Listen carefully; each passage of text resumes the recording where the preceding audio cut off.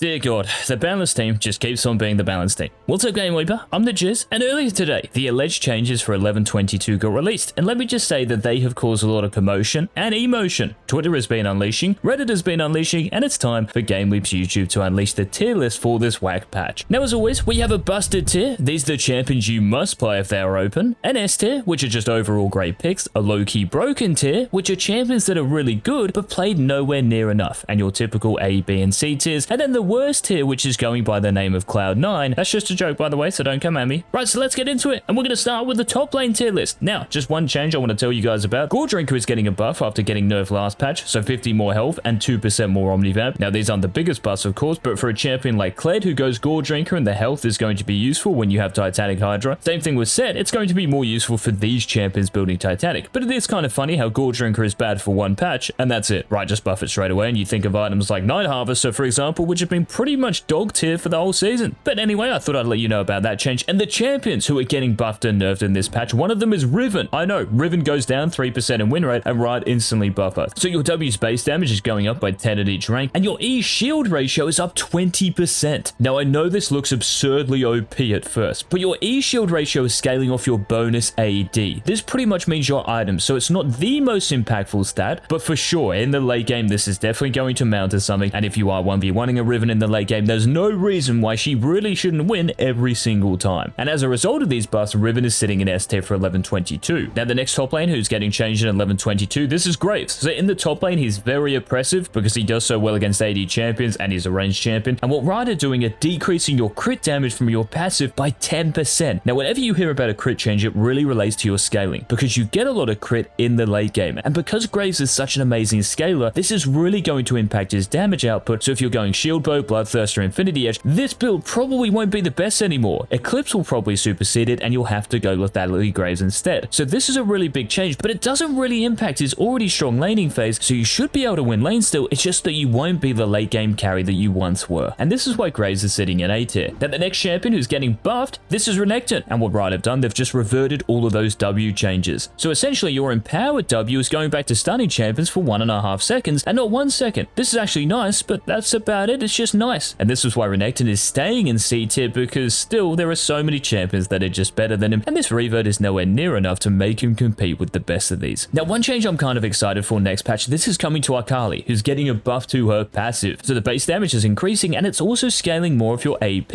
and you can see that Akali is sitting in low-key broken. The reason for this is because she's really flying under the radar as a great counter to those bruises and fighters you see a lot of the time, and next patch, just because your passive is getting buffed, getting your passive auto attacks off on these melee champions is going to be more impactful, and therefore Akali is just going to be better. So this is why she's sitting in low-key broken. Now, a few more champions I want to draw your attention to. You can see that lots of Divine Sundra abusers are now sitting in the higher tiers. So Jax is in S tier, Camilla's in busted tier, Warwick as well is in busted tier 2, and that might look a little weird, but it's true. This champion at the moment, because everything else around him has been nerfed, Conqueror, Drinker, even though Drinker is getting nerfed for 11.22, it's really pinned. So these champions and even tanks, so Tahm Kench, Dr. Mundo, Nasus with Fleet Footwork, Malphite, Shen, all of these champions just increase in value markedly. The only champion you see who goes Conqueror in the top 2 tiers is Riven, and that's because of the buffs next patch. And yeah, just because Conqueror is staying nerfed, lots of champions who use Conqueror like Fiora, you've got Jace down there as well. These champions just are nowhere near as strong as they once were. And the last champion, guys, I want to point out for the top lane tier list is GP. You can see him in B tier now. That's because GP doesn't go Conqueror, doesn't go Drinker, so lots of fighters and bruisers less scary to play against now, especially in the laning phase. GP is having much more fun in the top lane, and to be honest, it's actually worth picking up just because of this fact. Now, moving to the mid lane tier list now, guys, you can see that Akali buff has pushed her up into low-key broken because she was A tier last time, but I'd really just say for Akali, try to pick her against close range champions. So if you see a ranged champion like Lux, for example, who's sitting in busted tier because of the poor buffs from last patch, picking Akali means you're probably going to get dumpstered. And as for the other 3 champions in busted tier, they all make sense, right? Katarina with Electrocute, Fizz because of that E buff, and LeBlanc because she's LeBlanc. And by the way, she's banned in 60% of Korean high elo games, that's how busted she is. And we know about the Graves nerf from the top lane as well, but exactly the same, guys. He's going to stay in A tier because with Fleet Footwork, this is a really good room for Graves, and because of your amazing wave clear and burst damage, you're still going to have pressure. Just the same thing, right? Like late game, because you're not getting that crit damage as you once were, you're not going to scale as hard, but the laney presence, it's all still there. Now, the champion that is getting changed the most next patch, this is Qiyana, and you can see her sitting in B tier. Now, this is pretty contentious because we don't know like how much impact these nerfs nerfs and buffs are going to have. So let's see what you guys think. So what's happening? Your base HP down by 70, but your HP per level, this is up by 20. So by level 5, this becomes an actual buff, but from levels 1 to 4, you are squishier. Now your Q's damage, the base damage is going down, as is the bonus AD ratio, and because this is the ability you max first, you're just going to have less kill potential throughout a game. But here's the thing, guys, your E's damage is increasing at later ranks, and it's also scaling off your total AD, which is way better than bonus AD, which is what it was doing before. Now this is more of a high elo Kiana nerf, because high elo Kiana is like using their E on minions and then comboing the enemy champions, but in low elo, because champions don't position as well, you can probably just E onto the enemy champion straight away and actually make use of this damage. It's just you have to be very careful, I think, from now on, from levels 1 to 4. So still playable, but I do think not as good just because your Q is getting nerfed. Now the other big shifts in the tier list, guys, you can see Talon is in C tier now, and that's because of the Conqueror nerf and Gore Drinker nerf from last patch. It's almost forced you to go with Electrocute and Prowler's Claw, and let me tell you, this build is nowhere near as OP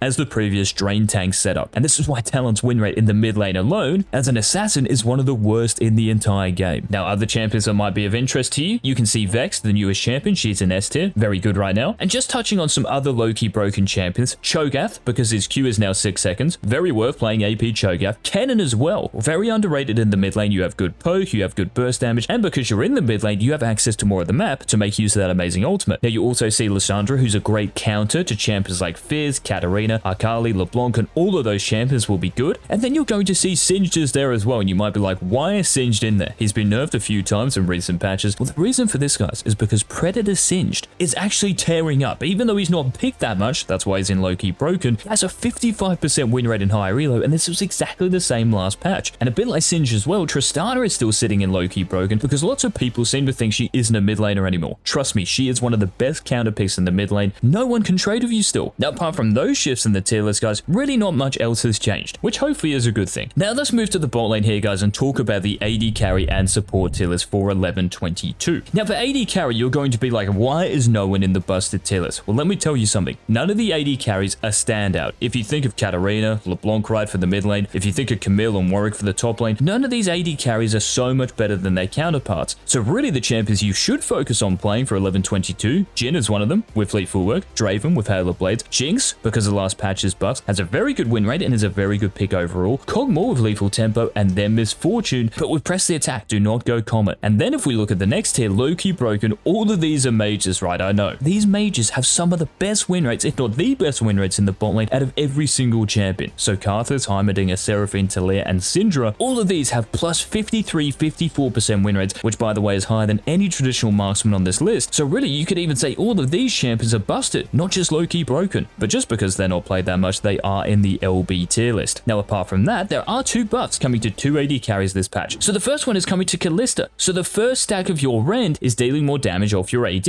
And this is kind of nice when you're last hitting minions and trading in the early laning phase. So this is why Kalista is in B tier. And then we have Varus, whose E scaling is also higher, but this is off your bonus AD. But thankfully, because of this buff, your E is actually going to do more damage than your auto attack in the early game. And it certainly makes lethality Varus better, but he's still really killable. Same thing with Kalista, so that's why I haven't put them into the A or S tiers, but they are still fine picks. Now, apart from that, everything else is pretty standard. Just make sure you don't play Corki or Quinn, and you should be fine. Now, as for the support tier list, guys, you can see here that there are 4 champions in the busted. This is Bard, Rel, Soraka, and Sona. Because these champions are not getting nerfed in 1122, they have to stay here. They are the most consistent winning champions across all elos, especially in higher elos. These guys pop off. So if you want a roamer, pick Bard. If you want a hard engager, you pick Rel. Or if you just want a really OP Enchantress, Soraka and Sona. And after these 4 champions, there isn't really much that can test them. There's Blitzcrank and there's Amumu. Both of these are really good. And then in low-key broken, you still have Maokai, who's getting nerfed, by the way, next patch. So your passives heal, this is down, and your W's base damage is down, but they're not hitting your E, which is a good thing. The only thing that's significant here is your W's damage. So you're all in. This is not going to be as good, but it will still be good enough, and lots of people will probably overreact to this and not pick Maokai as much, so that's why he's in low-key broken. And the other champion in the LB tier, this is Senna, and because of those recent buffs, guys, that gave you back more gold for supporting rather than playing AD carry last hit Senna, she actually has, because of these buffs, a very good win rate in higher elos. It's just that in lower elos, because people don't space properly, she gets caught out a lot more. But trust me, if you can space properly and if you can harass the enemy champions without dying yourself, Senna is incredibly good and also fun to play. And I talked about Maokai getting a nerf, guys. Well, Yuumi is the other support getting nerfed for 1122, and it's all going to your E. So movement speed, you're going to get less of it, and you're also going to heal yourself or your allied champion for less as well. And because you max its ability, well, you intertwine it with your Q, well, what I'm saying is this is definitely going to impact Yuumi, so this is why she's gone from S tier all the way down to B tier. And as for the rest of the support tier list, guys, in the A, B, and C tiers, all of these champions are pickable, and the difference between them really isn't that much. Just make sure you don't pick anyone in the Cloud9 tier list. Now, the final tier list, guys, for 1122, this, of course, belongs to the jungle. And Talia and Fiddlesticks are both still in the busted tier list. So if you want to win, pick one of these two champions. But there are two more additions to the busted tier list for 1122. One of these is Nunu. Now, remember, Conqueror got nerfed and Gore Drinker is not what it was. So these champions like Lee Sin, like Xin Zhao, who might scare you in the early game as Nunu, become much less of a threat. And this has seen Nunu's win rate across all elos increase to like 54%. He's also super easy to play, and because Sunfire Aegis is just better than Gore Drinker, you have a lot more agency than a lot of the junglers on this tier list. And that's exactly the same thing for Warwick. Because you're not going Conqueror, you're going Press the Attack, and then you're building Divine Sunderer, you are just so much better in the current meta. And I'm not sure if we've had a champion, by the way, be in the busted tier for both jungle and top lane, so Warwick, congratulations. Now, of course, we already know about the Graves nerf. This is why he's going down to B tier, purely because I think it's a lot easier just to play Graves in mid or top lane and get fed, rather than play him in the jungle, but he's still more than playable. But we also have to think about two more changes in 1122, guys. Now, these two changes are coming to two of the most popular jungling champions, and these are Kayn and Kha'Zix. Now, for Kayn, because that Gore Drinker nerf, it really cucked both forms of Kayn, but what Riot are doing, they are buffing Rast. So your Q's AD ratio is scaling more for each 100 AD you have, and your ultimate is dealing more damage based on the enemy champion's max HP. So in the late game as Rast, once you have a lot of AD from your items, both of your slashes are dealing more damage from your Q, which is great, and it's also going to be easier to drain tank enemies now just because of the ultimate buff. And it's also nice that Gore Drinker is getting a little bit of power back as well. But just be sure to understand, guys, that when I put Kayn in the A tier, it really is for red Kayn. Blue Kayn is still really copying it, so I would recommend staying away from Shadow Assassin. And for Kha'Zix, guys, what Riot are doing are reducing your damage in your Q. So not just your regular Q's damage, but also your isolation damage too. So after looking at this, you might be like, how on earth are you still putting Kha'Zix in A tier? Well, the reason for this is because Kha'Zix still will do a lot of damage, and like I said for Nunu, because lots of early game threats are weaker now, so Conqueror champions like Xin Zhao, Lee Sin, you should still be able to get to level 6 pretty much free of charge and scale into a game. Okay, you might not one-shot as many people, but still, Kha'Zix will definitely still be good and worth picking. Now, apart from that, guys, in this tier list, everything else should make sense really, and I'll make another video talking about the low-key broken junglers here and why they are low-key broken, because they might seem a little weird. And I should really draw your attention to Talon again, because of the Gore Drinker and Conqueror nerfs. Picking Talon for a jungler now is just really troll. And you might also be happy to know that the Viego buffs actually did do something for Viego. This is why he's now an A tier, and because of the Kiana nerfs we talked about earlier, this is why she's in the Cloud9 tier list. Please do not pick her in the jungle. So those are the tier lists, guys, for 1122. Let me know in the comments what you thought of the tier list, and to make sure you don't miss that underrated champions video, make sure you hit that subscribe button. If you did enjoy the video, remember to leave a like down below, and also make sure to check out the GameLeap website on your way out. We have like 20 days left of the season, right? So if you actually want to maximize your potential and get to the rank you've always wanted to, you have to sign up to get access to that exclusive Challenger tier content. Links are in the description and comment section, and until tomorrow's daily upload, this has been the